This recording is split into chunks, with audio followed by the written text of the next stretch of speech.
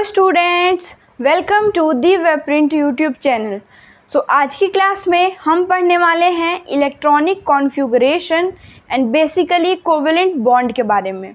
तो मैंने covalent bond से पहले इलेक्ट्रॉनिक कॉन्फ़िगरेशन क्यों बोला, क्योंकि हमारा जो कोवेलेंट बॉन्ड है वो टोटली किस पे डिपेंड करता है, हमारे इलेक्ट्रॉनिक कॉन्फ़िगरेशन किसी भी एलिमेंट के, किसी भी एलिमेंट इन द सेंस कि मैंने कल हमारा टॉपिक लिखवाया था कार्बन और उसके कोवेलेंट बॉन्ड पे। ठीक है, मैंने आपको समझाया था इलेक्ट्रॉनिक कॉन्फ़िगरेशन क्या होती है, 2 होती है और 4 होती है। और अगर 4 से, अगर मैंने बताया था कि 4 से कम हो तो हम क्या करते हैं, दे देते हैं, और 4 से अगर ज़्यादा हो तो ले लेते हैं। तो ये मतलब जो देना और लेना होता है वो कैसा बॉन्ड होता है, वो हमारा फॉर्म होता है आयोनिक बॉन्ड। ठीक है, तो आयोनिक बॉन्ड में क्या होता है, क्योंकि कोवेलेंट से पहले हमें समझना पड़ेगा कि कोवेलेंट ही क्यों फॉर्म करता है, आयोनिक क्यों नहीं फॉर्म कर सकता। क्योंकि आयोनिक बॉन्ड में क्या होता है, या तो हमने पूरा दे दिया या हमने पूरा ले लिया, तो पूरी शिफ्टिंग होती है। बट ये जो सिस्टम है वो इसमें नहीं हो सकता, क्योंकि यहाँ पे 4 है। हमने तो 4 से कम और 4 से ज़्यादा का पढ़ा था। अगर 4 हो और तो क्या करें, ये हमें पता ही नहीं है। तो इसी का सल्यूशन आता है हमारे पास कोवेलेंट बॉन्ड। कोवेलेंट बॉन्ड बात आती है कि कार्बन क्यों, तो फर्स्ट रीज़न जो होता है इसका वो होता है बिकॉज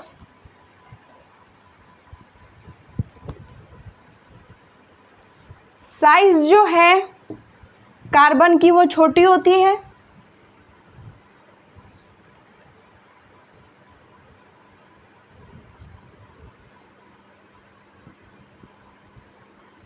ठीक है,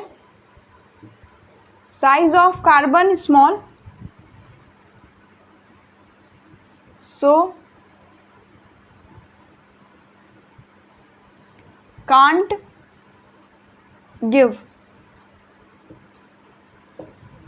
इसका मतलब है कि हमारा कार्बन जो है उसकी साइज स्मॉल होती है, इन द सेंस कि यहाँ पे हमारा मान लीजिए न्यूक्लियस है और ये हमारे पास यहाँ पे 2 इलेक्ट्रॉन्स हैं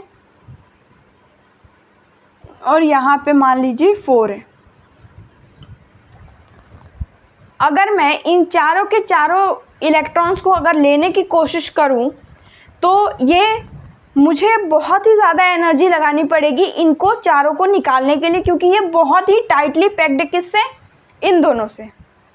अंडरस्टूड। बट वहीं अगर मैं इसमें 4 देने की भी कोशिश करूं, ठीक है, तो 4 अगर मैं दूँ भी इनको, तो ये क्योंकि इसके पास है, न्यूक्लियस के पास है, बिल्कुल बिल्कुल बिल्कुल पास है, तो ये क्या करेंगे, ये रिपेल करना चाहेंगे, ये रिपेल करते हैं। तो ये रिपेल करेंगे तो ना तो इनमें 4 घुस सकता है और ना इससे निकल सकता है। इसीलिए ना तो ये टेक कर सकते हैं और ना ये गिव कर सकते हैं। ये बनाते हैं शेयरिंग से बॉन्ड, और वो बॉन्ड जो फॉर्म होता है वो होता है हमारा कोवेलेंट बॉन्ड। आ रही है बात समझ में सबको? वापस से बताती हूँ मैं, ये मैंने बता दिया, ये दे क्यों नहीं सकता, क्योंकि साइज स्मॉल है, वो बहुत ही स्ट्रॉन्ग अट्रैक्टिव फोर्स अप्लीकेबल होगा। ठीक है, और यहाँ पे हम लिख सकते हैं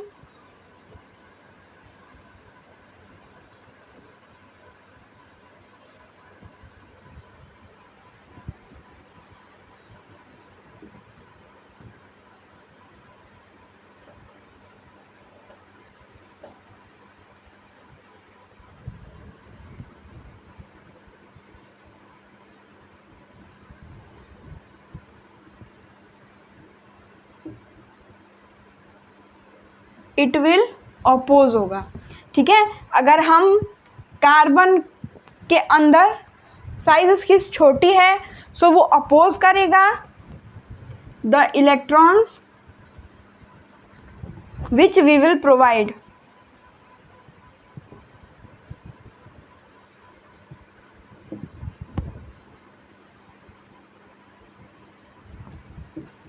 यहाँ से वो तो ना दे सकता है और ना ले सकता है, तो इसका कंक्लूजन आता है कि वो जो बॉन्ड है वो शेयरिंग पे बनाता है और उसे हम कहते हैं कोवेलेंट बॉन्ड। ठीक है, सो यहाँ तक आप लिख लेंगे या स्क्रीनशॉट ले लेंगे। मैं बढ़ती हूँ नेक्स्ट पार्ट पे। अब बात आती है कोवेलेंट की। हमने समझ लिया ऐसा क्यों होगा। अब कोवेलेंट बॉन्ड या हम देखेंगे शेयरिंग बॉन्ड कैसे बनता है और कार्बन इसे कैसे बनाएगा और बाकी एलिमेंट्स कैसे बनाते हैं। यहाँ पे आपको ये क्लास के स्टार्टिंग से दिख रहा है H2O2 and N2। यहाँ पे ये होते हैं सेल्फ बॉन्डिंग। ये क्या होते हैं? Self bonding in the sense कि ये खुद से मतलब खुद ही बॉन्ड फॉर्म कर लेते हैं शेयरिंग से। कैसे? यहाँ मान लीजिए हमारे पास H है, ये हमारे पास H का एक, ठीक है, इलेक्ट्रॉन, ये हमारे पास H है और ये हमारा इस H का एक इलेक्ट्रॉन। अब ये क्या करेगा? ऑक्टेट पूरा करने के लिए ये इसका जो X है उसको ले लेगा और ये अपना ऑक्टेट पूरा करने के लिए इसका जो H है वो ले लेगा। ऐसे थोड़ा बना देती हूँ, ज़्यादा अच्छे से दिखेगा आपको। ठीक है, तो इसके पास भी दो हो गए और इसके पास भी दो हो गए और H को बैलेंस होने के लिए कितने चाहिए होते हैं? दो, और वो दो इसके पास यहाँ से आ गए। कैसे आए? शेयरिंग से ही आ गए। तो इसको किसी और के पास जाने की ज़रूरत ही नहीं पड़ी। Same applicable for O2 also. O2 का भी हम देख सकते हैं।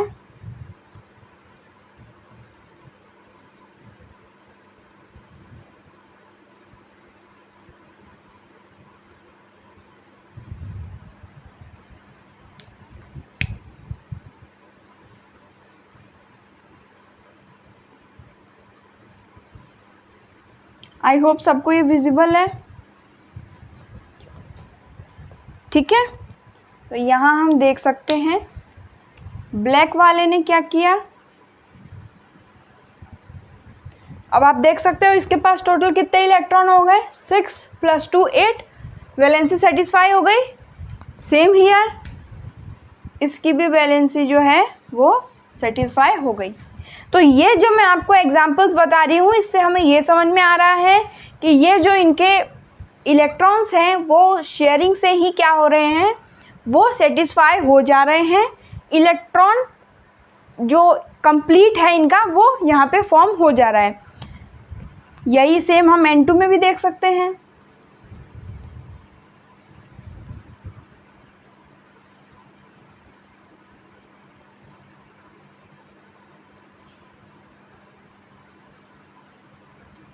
यहाँ पे हो जाएगा हमारे पास एक,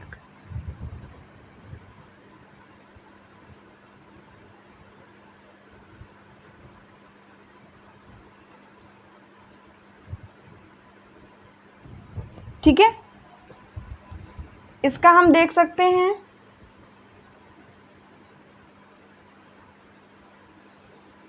1 2 3 4 5 6 7 8। तो इसके लिए हमें ये वाला पार्ट भी चाहिए। ठीक है, और ये वाला पार्ट भी चाहिए। ठीक है, तो ये थोड़ा देखने में समझ में नहीं आ रहा हमें, बट इसका रिप्रेजेंटेशन आप डिफरेंट वे से कर सकते हो। समझने के हिसाब से ये मैंने बता दिया, क्योंकि होता है कई बार डाउट कि हमने यहाँ पे दो, मतलब यहाँ पे एक, यहाँ पे दो थे तो दो मेंशन किया, तो यहाँ पे 3 क्यों? क्योंकि हमें पता है कि जब इसकी वैलेंसी 3 है दैट मीन्स कि 3 की शेयरिंग और 3 का लेना होगा। तो ये आप देख सकते हो, अगर 1 था तो 2 था तो और 3 था तो। एंड हम देख सकते हैं हमारे 4th का जो कि है हमारा CH। अब बताओ मुझे कि C में हमें कितने चाहिए होंगे उसको सेटिस्फाई करने के लिए? 4। हमें 4 नीडेड होंगे, 4 इलेक्ट्रॉन्स चाहिए होंगे उसको सेटिस्फाई करने के लिए। और हमने अभी पढ़ा कि बॉन्ड कैसे फॉर्म कर सकता है? वो शेयरिंग पे। तो उसके साथ शेयरिंग कौन करेगा? जिसके पास 4 हो और 4 एक के पास पर्टिकुलर प्रेजेंट हो, ये हमें पता नहीं, बट हम एक एक करके दे सकते हैं।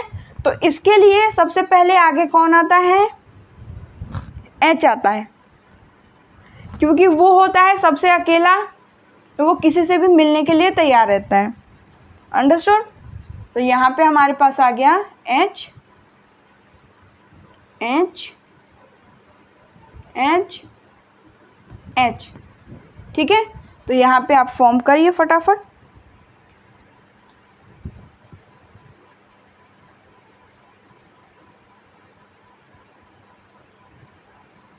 ये C इन सबसे ले लेगा,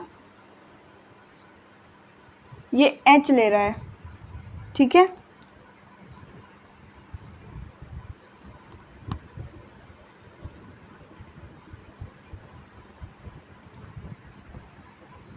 क्योंकि इसमें पता नहीं चला ना कि किसने लिया। C का इससे बनाते हैं हम, H का इससे बनाते हैं, ये H लेगा। ठीक है,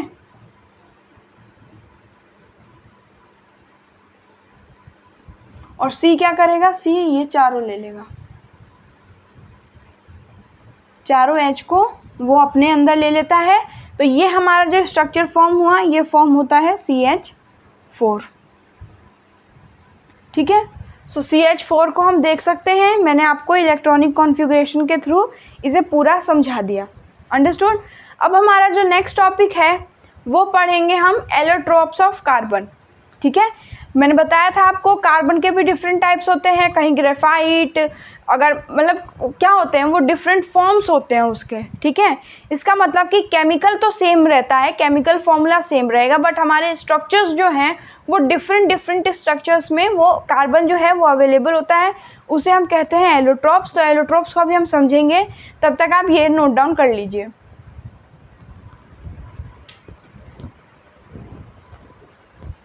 कर लिया सबने? तो मैं यहाँ से हटाती हूँ। आज भी हम समझेंगे सबसे पहले कि एलोट्रोप्स क्या हैं, एलोट्रोप्स हम कहते किसे हैं, और कल की क्लास में हम पढ़ेंगे वर्सेटाइल नेचर ऑफ कार्बन, कि कार्बन इतना वर्सेटाइल नेचर, इतना डिफरेंट नेचर क्यों शो करता है। ठीक है, तो ये हमारे पास आता है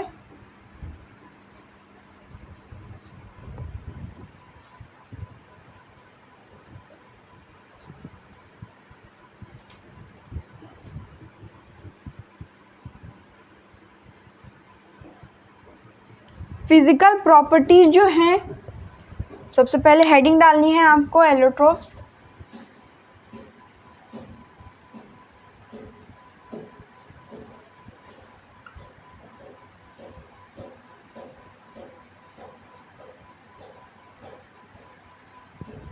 ठीक है, सबसे पहले हमें हेडिंग डालनी है एलोट्रोप्स।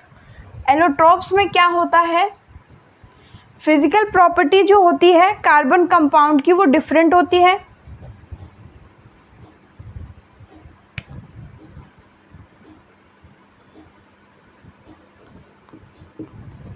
विथ फिजिकल प्रॉपर्टी किसके साथ डिफरेंट होती है, तो different physical property with different type of forms.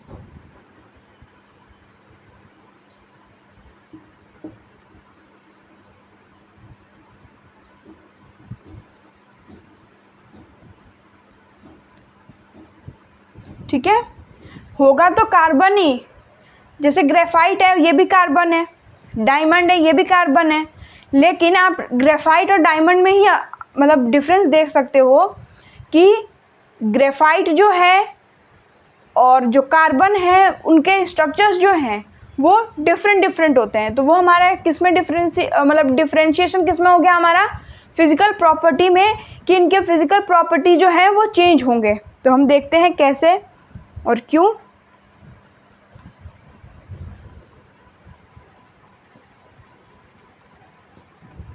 एक सेकेंड,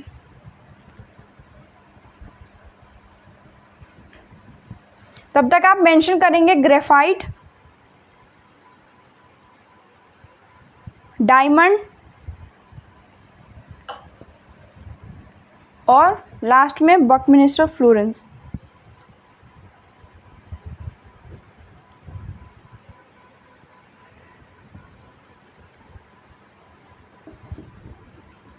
हम तीनों को एक साथ समझ लेंगे।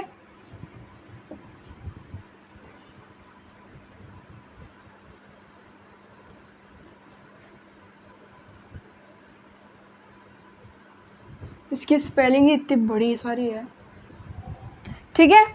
यहाँ पे बात आती है ग्रेफाइट की, तो ग्रेफाइट में क्या होता है, सिर्फ वन जो पेयर होता है कार्बन का वो फ्री होता है।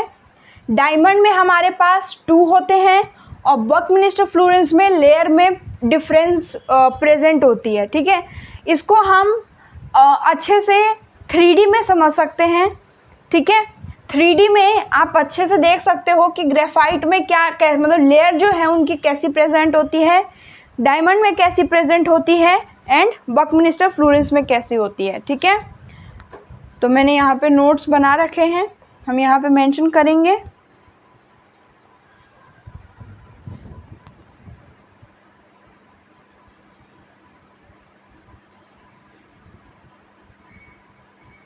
यहाँ पे हमारे चारों कार्बन जो होते हैं वो बॉन्डेड होते हैं।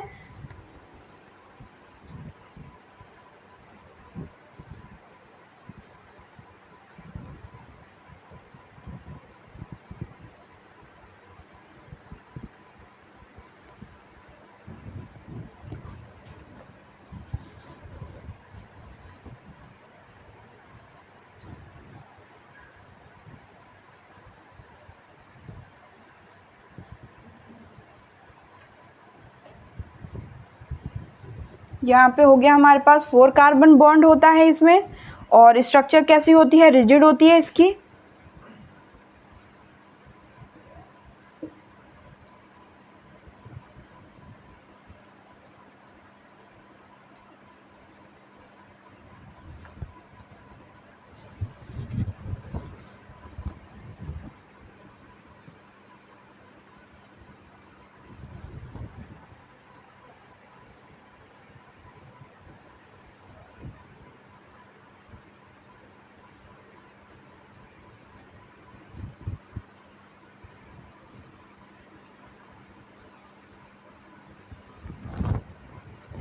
सबसे पहले हम इन दोनों के डिफरेंस को समझते हैं, क्योंकि ज़्यादातर क्वेश्चन हमें इन दोनों पे फॉर्म मिलते हैं, ठीक है।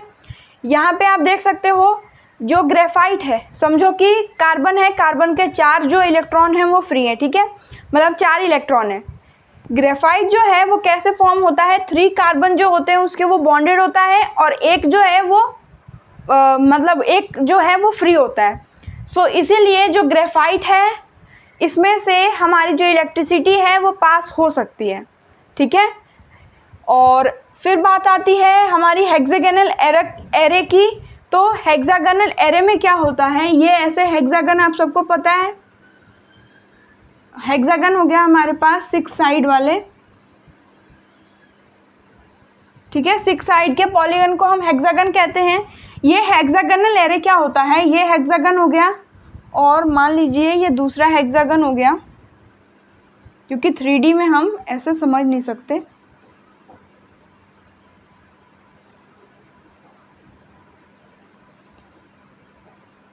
ठीक है। तो ये ऐसे ये अटैच्ड होते हैं, ये ग्रेफाइट वाले, ठीक है।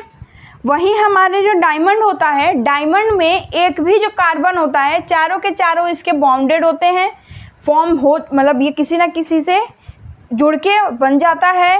तो ये हम क्या कह सकते हैं कि ये रिजिड भी स्ट्रक्चर जो है इसका रिजिड भी होता है। क्यों? क्योंकि इसमें एक भी इलेक्ट्रॉन फ्री नहीं है।